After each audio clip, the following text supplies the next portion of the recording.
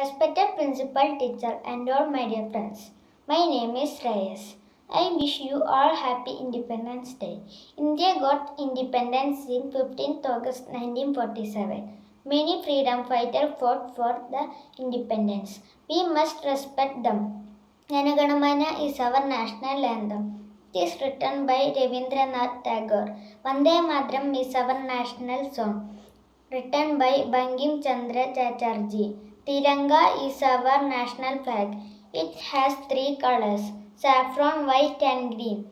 Our Independence Day reminds us of our glorious past, our achievements and failures, and the sacrifices of the innumerable martyrs to the cause of freedom. It inspires us to stand united and work together, forgetting the differences of caste, color, and so on. I love my country. Jai Hind.